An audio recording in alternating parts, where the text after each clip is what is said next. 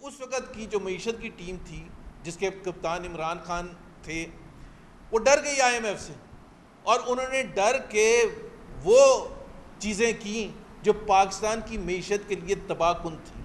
ये ख़ुद आज के वज़ीर ख़जाना ने इतराफ़ किया है, ये हम नहीं कह रहे हैं। तो सवाल ये पैदा होता है कि उनसे पूछें जो उस वक़्त मईशत को चला रहे थे, उस वक़्त के वज़ीर ख़जाना, उस वक़्त के वज़ीर आज़म सिलेक्टेड, कि आप IMF के दबाव में क्यों आए थे पहले 2 महीने में, पहले 3 महीने में, पहले 4 महीने में। अभी तो आपको बिठाया गया था, आपको इतना तो भरोसा अपने ऊपर होना चाहिए था कि अब जब जैसे कैसे आपको बिठा दिया गया है तो आप कम से कम पाकिस्तान के अवाम की बेहतरी में तो फ़ैसले करें। लेकिन आपने फ़ैसला किया IMF के दबाव में। ये वज़ीर ख़जाना शौकत तरीन कह रहे हैं, ये मैं नहीं कह रहा, पार्लियामेंट में भी खड़े होकर उन्होंने कहा है कि IMF का दबाव था, इस वजह से हमने डिवैल्यूएशन की। IMF का दबाव था, इस वजह से इंटरेस्ट रेट्स डबल से ज़्यादा किए। आज हमें कैसे पता कि IMF के दबाव में आके आप क्या क्या फ़ैसले कर रहे हैं पाकिस्तान की मीशत को तबाह करने के लिए। आज हमें कैसे भरोसा है कि वही इमरान खान जो उस वक़्त भी वज़ीर आज़म थे और आज भी वज़ीर आज़म हैं, वो इतनी उनकी जान निकलती है कि वो फ़ैसला करने के काबिल नहीं है और वो IMF के दबाव में फ़ैसला, आज हमें कैसे पता है। इसलिए हमें कोई भरोसा नहीं है, ना ही इनके फ़ैसलों का और ना ही इनके नंबर्स का। सो जो नंबर्स इन्होंने प्रेजेंट किए हैं, जिस तरह मैं कह रहा था कि आप नंबर्स प्रेजेंट करते हैं उसमें कुछ तो रियलिज़म होता है कि आप पहले दिन उसको ऑन करते हैं नंबर्स को। अब कल भी जो तकरीर की है, हमारी नज़र में ये बजट जो है इतने बुरे तरीके से एक्सपोज्ड है। पहले हम रेवेन्यू साइड की बात कर लेते हैं कि 150 बिलियन के जो आपने एडिशनल टैक्सेस थे मिल्क प्रोडक्ट्स पर, और आपने वो SMS इंटरनेट पर और प्रोविडेंट फंड पर टैक्स पर और मेडिकल बिल्स और दूसरे कुछ एरियाज़ में शोबों में आपने वो टैक्सेस वापस ले लिए, वो तकरीबन 150 बिलियन के हैं।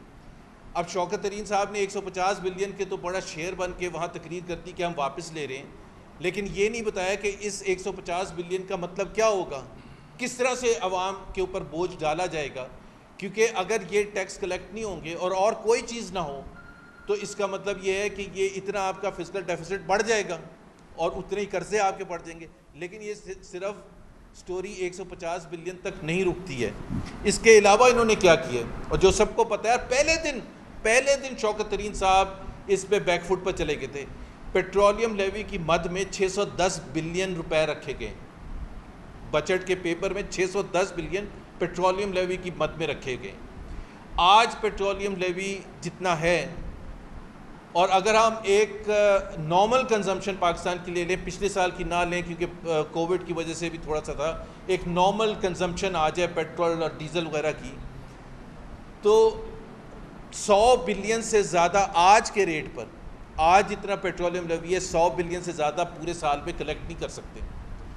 और वज़ीर ख़जाना साहब कह रहे हैं 610 बिलियन कलेक्ट करेंगे। इसका मतलब ये है कि दो ही तरीके हैं। एक तो ये है कि आप अगर इसी रेट पर रखेंगे तो तकरीबन 400 से 500 बिलियन का टारगेट आप मिस करेंगे, 400 से 500 बिलियन।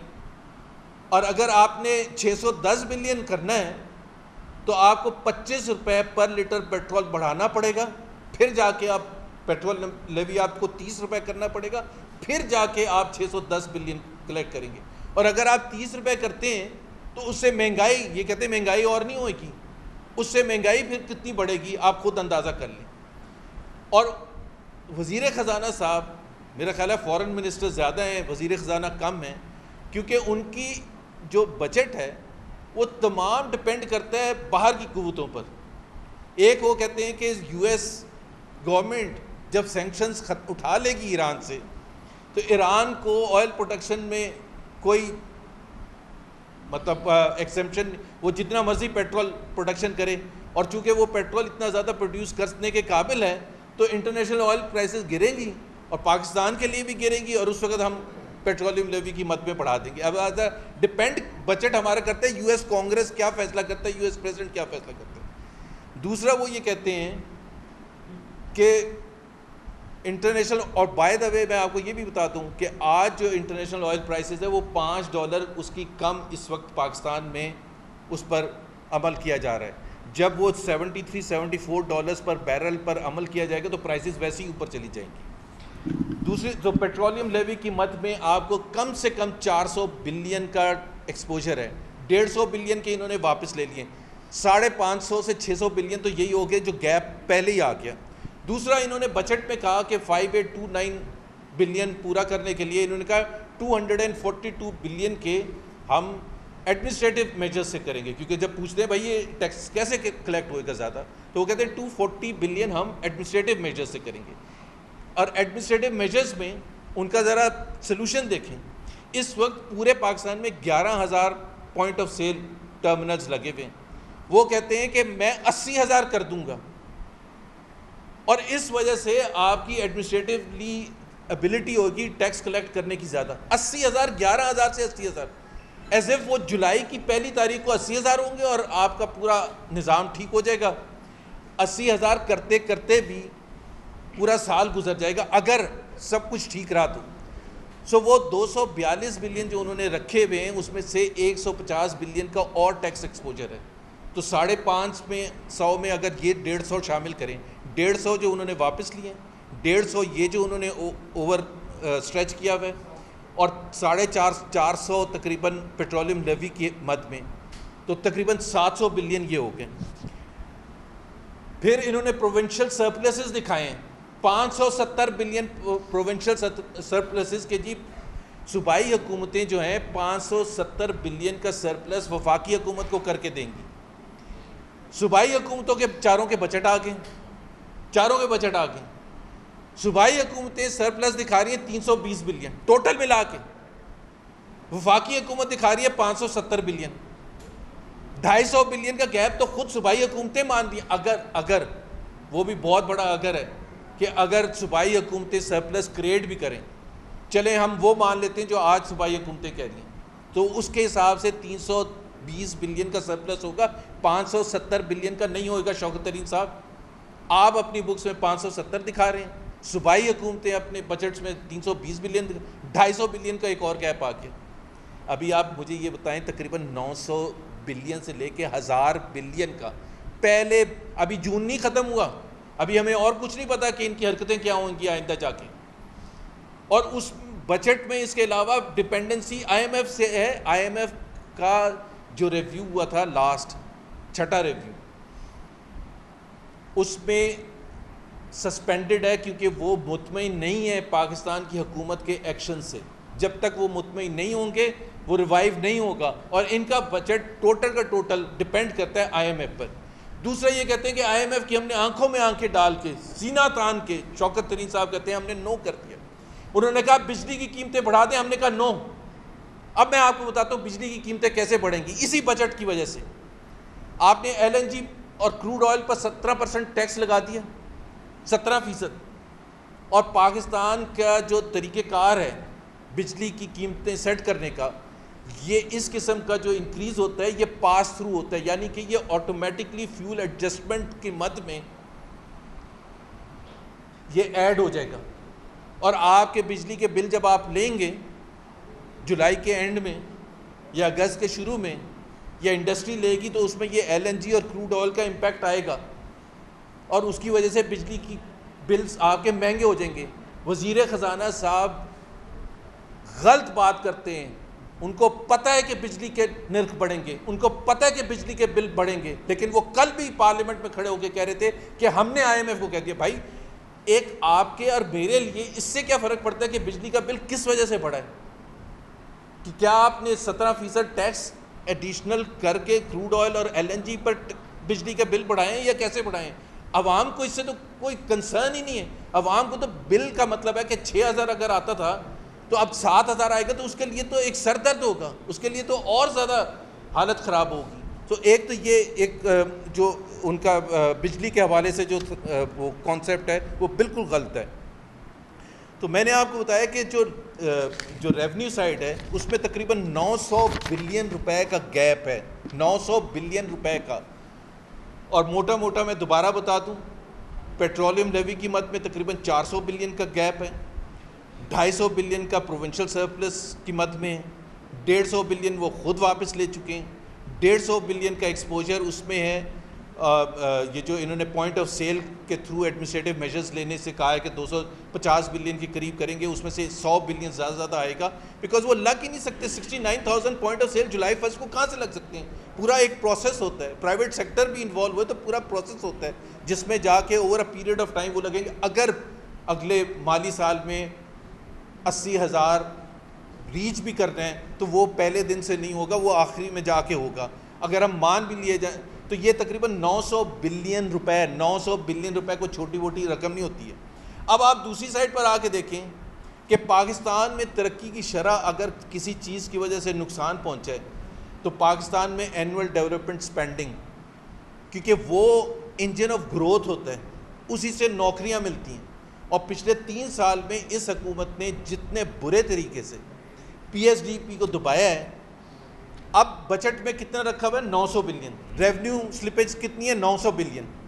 सबसे ज़्यादा, सबसे पहले जिधर कटौती होगी तो वो यही होगी डेवलपमेंट स्पेंडिंग, बिकॉज ज़ाहिर है जब पैसा ही नहीं बचेगा। और ऑलरेडी जो बजट है, और जो सबसे बड़ा कंसर्न हमें है 3 साल से, 3 साल हो चुके हैं, डिफेंस बजट स्टैटिक है। आप इंडिया के साथ कंपेयर कर लें कि इंडिया का डिफेंस बजट कितने तेज़ी से बढ़ रहा है और पाकिस्तान का। सो इन्होंने डिफेंस की जो काबिलियत है ना, उसको डायरेक्टली अटैक किया अपनी नाअहली की वजह से। तो 900 बिलियन कहाँ से रिकवर करेंगे? और अभी तो मैं एक्सपेंडिचर साइड पर आता हूँ। वहाँ जो है कि आप पावर सेक्टर में सब्सिडी जो है वो रखी गई है बजट में 330 बिलियन। इस साल पावर सेक्टर की सब्सिडी जो है एक्चुअल वो 500 बिलियन से ज़्यादा है। सो एक्चुअल जो होगी वो 500 बिलियन या उससे ज़्यादा होगी, तो 170 बिलियन आपका वहाँ गैप आ जाता है। एक्सपेंडिचर ओवरशूट करेगा 170 बिलियन, बिकॉज जितनी भी होगी वो आपको पे तो करनी पड़ेगी, अब्जॉर्ब तो करनी पड़ेगी हुकूमत पाकिस्तान को। सो 170 बिलियन वहाँ से, तो तकरीबन 1100 बिलियन का गैप हो गया। और ये मैं बात कर रहा हूँ कि अगर बाकी सब चीज़ें ठीक हों, जो इस हुकूमत का बैकग्राउंड है और एक्सपीरियंस है, और जो भी इन्होंने पिछले 3 साल में मईशत के हवाले से तबाह किया है, अगर उस रिकॉर्ड को देखें तो और गैप्स अभी जैसे जुलाई आएगा और अगस्त आएगा तो ये और ज़्यादा बढ़ते चले जाएंगे। अब अगर बजट डॉक्यूमेंट देखें, बजट में 3 चीज़ें होती हैं। एक जो आपका इनकम होता है, रेवेन्यू साइड, एक अखराजात आपके कितने, और उसमें जो गैप है उसकी वजह से फिस्कल डेफिसिट कितना। 2018 में जब हमारी हुकूमत क्लोज हुई थी तो 2200 का फिस्कल डेफिसिट था। इन्होंने वावेला मचा दिया था कि 2000 क्रॉस कर गया। अभी इस साल के बजट डॉक्यूमेंट में स्टार्टिंग नंबर जो है, अभी ये गैप्स की नहीं मैं बात कर रहा, वो 3990, समझ लीजिए 4000 बिलियन खुद कह रहे हैं, खुद हुकूमत कह रही है कि 4000 बिलियन का फिस्कल डेफिसिट होगा। ये 1000 आप ऐड करें तो 5000 का फिस्कल डेफिसिट आप इस साल करेंगे कम से कम। उसका मतलब क्या है? 5000 का कहाँ से पूरा करेंगे? कर्जे लेंगे। तो 5000 के तो कर्जे सीधे सीधे आपके ऐड होंगे, जो 13000 के कर्जे ले चुके हैं और इंक्रीज कर चुके हैं 25,000 से 38,000 बिलियन आज जो खड़े हैं जितने कर्जे हैं, तो 5000 और बढ़ जाएंगे, 43,000 हो जाएंगे। शुरू हुए थे 24,900 से और लेके जाने थे 20,000 खान साहब ने कहा था, और इस साल के एंड में तकरीबन 43,000 बिलियन होंगे अगर और कोई चीज़ ख़राब ना हुई। 5,000 तो मैंने आपको बता दिया ये फिस्कल डेफिसिट को पूरा करने के लिए कर्जे लेंगे। तो हर लिहाज से अगर आप देखें कि तबाह कुन है, और अखराजात की मद में क्यों इतना ज़्यादा इंक्रीज़ हुए, सबसे बड़ी वजह जो है वो डेट सर्विसिंग है आपकी। जो वो कहते हैं कि जी मैं क्या करूं, भाई आप जब जितना ज़्यादा फिस्कल डेफिसिट करेंगे, पाकिस्तान की तारीख़ में इतना 3 साल में फिस्कल डेफिसिट नहीं हुआ था जितना इस हुकूमत ने किया। 3 साल में अमाउंट वाइज मैं बता रहा हूँ और कंपेयर कर रहा हूँ पहले 3 साल PMLN के, 10,700 बिलियन का गैप था, अखराजात ज़्यादा थे 10,700 से। इस हुकूमत के 3 साल के बजट, मैं अभी चौथे की नहीं बात कर रहा, अखराजात आपके टैक्स रेवेन्यू के मुकाबले में 10,700 बिलियन के ज़्यादा थे। तो 10,700 तो आपने सीधा सीधा कर्जे लेने ही लेने थे। इस 10,700 के मुकाबले में नून लीग की हुकूमत में 3 साल में 4,200, यानी कि 6,500 बिलियन एडिशनल आपने कर्जे लिए सिर्फ फिस्कल डेफिसिट की वजह से, और इस साल 5,000 और लेंगे आप ये सोचें कि 5,000 और लेंगे, ये सस्टेनेबल ही नहीं है। इस वजह से हम कहते हैं इमरान खान और पाकिस्तान सस्टेनेबल नहीं है एक साथ, क्योंकि अगर जब तक ये तो मैं चौथे साल का बजट कह रहा हूं, आप सोचें 5वें साल क्या तबाही होगी। और ये तो हम ये कह रहे हैं कि हम बाकी सारी चीज़ें इनके मान लेते हैं, हालांकि इनकी जो रिलायबिलिटी है और जो इनकी इंटीग्रिटी है नंबर्स की, वो हम सबको पता है। पहले साल में क्या कह दिया कि 3.3% ग्रोथ हुई है, पता चला 1.9% हुई है। पहले साल में कह दिया 5.1% फिस्कल डेफिसिट होगा, जून की पहले हफ्ते तक रखा कि 5.1, एंड हुआ 9.1%। पाकिस्तान की तारीख में कोई 3 साल ऐसे नहीं थे जिसमें फिस्कल डेफिसिट 8% से ज़्यादा हो। ये पहली हुकूमत है सन 47 से लेके आज तक जिसका फिस्कल डेफिसिट हर साल 8% से ज़्यादा है। इस साल भी 6.3% शो किया, लेकिन जिस तरह से मैंने नंबर्स बताए फिर जाके आपका 8.5% होगा। और पहले कहते थे कि कॉर्नर स्टोन होता है डिसिप्लिन का, फाइनेंशियल डिसिप्लिन का, वन ऑफ द पिलर्स इस फिस्कल डेफिसिट की कंटेनमेंट। अब देख लिया फिस्कल डेफिसिट कैसे कंटेन किया, तबाह बर्बाद कर दिया। सो ये बजट जो है, और सबसे बड़ी बात ये कि ये बजट जो सबसे बड़े जो सपोर्टर्स हैं शौकत तरीन साहब के, ख़ास तौर पर स्टॉक मार्केट वाले, कि स्टॉक मार्केट ऐसी उठेगी जब बजट अनाउंस करेंगे जून की 11 को, पूरे 2 हफ्ते मुकम्मल हो गए, बर्बाद होगी स्टॉक एक्सचेंज उसके बाद।